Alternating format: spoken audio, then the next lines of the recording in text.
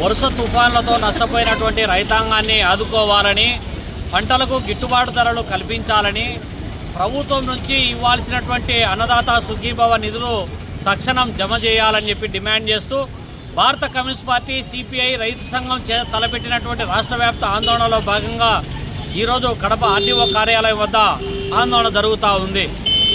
ఈ సందర్భంగా పాలక ప్రభుత్వం, అటు కేంద్రంలో ఎన్డీఏ ప్రభుత్వం, రాష్ట్రంలో ఎన్డీఏ ప్రభుత్వం రెండు కూడా డబుల్ ఇంజన్ సర్కార్ అని చెప్పి పదే పదే చెబుతూ ఉన్నటువంటి పాలక ప్రభుత్వాలు, అక్కడేమో కేంద్రంలో ఉన్నటువంటి ప్రభుత్వం వ్యవసాయాన్ని పరిరక్షిస్తామని, వ్యవసాయాన్ని లాభసాటిగా చేస్తామని, ఆదాయాన్ని రెట్టింపు చేస్తామని చెప్పి నమ్మబలికి అధికారంలోకి వచ్చి 11 సంవత్సరాలు దాటినా కూడా ఇంతవరకు వ్యవసాయ రంగాన్ని పరిరక్షించిన దాఖలాలే లేకపోగా వ్యవసాయం మరింత సంక్షోభంలోకి నెట్టడానికి కావలసినటువంటి చర్యలను ముమ్మరం చేస్తూ ఉంది.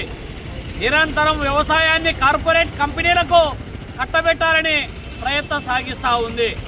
రైతాంగమేమో పంటలకు గిట్టుబాటు ధరలు చట్టబద్ధత కల్పిస్తూ స్వామినాథన్ కమిటీ సిఫారసులు అమలు చేయాలని చెప్పి రైతాంగం కోరుతూ ఉంది. వ్యవసాయ రుణాల నుంచి విముక్తి చేయమని చెప్పి డిమాండ్ చేస్తూ ఉంది. వ్యవసాయ పంటలను నిల్వ చేసుకోవడానికి కావలసినటువంటి వేర్ హౌస్, కోల్డ్ స్టోరేజెస్ ఏర్పాటు చేయమని చెప్పి డిమాండ్ చేస్తూ ఉంటే కేంద్రంలో ఉన్నటువంటి నరహంతక నరేంద్ర మోడీ ప్రభుత్వం రైతాంగం యొక్క ఆలోచనలు కానీ, రైతాంగం యొక్క ఆత్మహత్యల గురించి కానీ ఆలోచన చేసే పరిస్థితి ఇవాళ లేదు. కొన్ని రాష్ట్రంలో ఉన్నటువంటి కూటమి ప్రభుత్వం, ఎన్డీఏ ప్రభుత్వం, దానికి నాయకత్వం వహించేటువంటి చంద్రబాబు నాయుడు ఏమైనా ఆలోచన చేస్తున్నాడంటే ఈ 1.5 సంవత్సర కాలంగా రైతాంగానికి సంబంధించినటువంటి ఒక్క సమస్య కూడా పరిష్కారం చేసినటువంటి దాఖలాలు లేవు. ఏం చెప్పావు నువ్వు?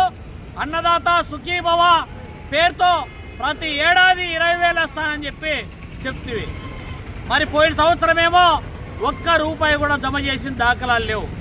ఈ సంవత్సరం 2 సీజన్లకు కలిపి కేవలం ₹7,000 మాత్రమే జమ చేసి పండగ చేసుకోండి అని చెప్పి చెబుతూ ఉన్నావు. ఒకవైపు ఏమో పంటల సాగుకు అవసరమైనటువంటి విత్తనాలు, ఎరువులు, పురుగు మందులు అందుబాటులో ఉంచాలని చెప్పి రైతాంగం కోరుతూ ఉంటే ఒక యూరియా బస్తా కోసం వారాల తరబడి, గంటల తరబడి క్యూలో నిలబడాల్సినటువంటి పరిస్థితి, ఒక నియోజకవర్గం నుంచి ఇంకొక నియోజకవర్గంకు పరుగులు తీయాల్సినటువంటి పరిస్థితి నెలకొంటా ఉంది. ఇంకోవైపు విత్తనాలకు సంబంధించినటువంటి యథేచ్ఛగా నకిలీ విత్తనాల బెడద తీవ్రంగా రైతాంగాన్ని వెంటాడుతూ ఉంటే విత్తనాల కొరతను తీర్చలేనటువంటి పరిస్థితి నెలకొంటా ఉంది. పోనీ పంటలకు గిట్టుబాటు ధరలు కల్పించండి అని చెప్పి చెబుతూ ఉంటే నిన్నగాక మొన్న కమలాపురం నియోజకవర్గంలో ఉన్నటువంటి పెళ్లిమరి మండలంలో రైతులకు సంబంధించినటువంటి మీటింగ్ పెడితివి. నువ్వు వచ్చిన సందర్భంగానే టమోటా రైతులు పోడు వెళ్ళబోసుకుంటే రైతులకు సంబంధించి నువ్వేమి స్పందించవు. పోనీ ఆ పక్కనే ఉన్నటువంటి అరటి రైతులు టన్ను ₹1,000 కూడా పోక ఎక్కడికక్కడ వదిలేసుకునేటువంటి పరిస్థితి ఉంటే దానిపైన నువ్వు మాట్లాడవు. అంతకంటే ముందు ఈ జిల్లాలో సాగు చేసినటువంటి ఉల్లి రైతులు నిలువున నష్టపోతే వాళ్లకు సంబంధించినటువంటి కర్నూలు రైతులకు ప్రకటించిన హెక్టార్కు ₹50,000 పరిహారం అనేటువంటిది కడప జిల్లా కాడికి వచ్చేటప్పటికీ నువ్వు మాట్లాడవు.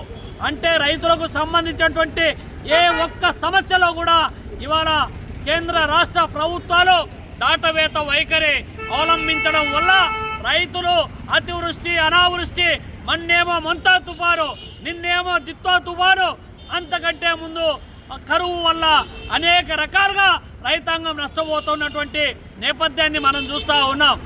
కొరగా పండించినటువంటి రైతులకు సంబంధించినటువంటి పంటల కొనుగోలు విషయంలో కూడా ఇవాళ వరి రైతులకు సంబంధించినటువంటి పంటలు కొనుగోలు చేయడానికి తేమ శాతం పేరుతో, తరుగు పేరుతో, లేకపోతే పుల్ల పుడుగ పేరుతో వాళ్ళను దోపిడీ చేయడానికి మిల్లర్లతో కుమ్మక్కైనటువంటి పరిస్థితిని మనం చూస్తూ ఉన్నాం.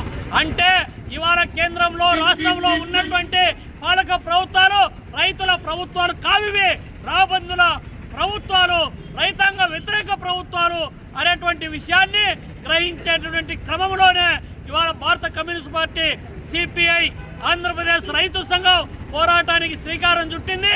ప్రభుత్వం దిగిరాకపోతే, స్పందించకపోతే ఈ ఆందోళన మరింత ఉధృతం చేస్తామని చెప్పి కూడా హెచ్చరిస్తా ఉన్నాం.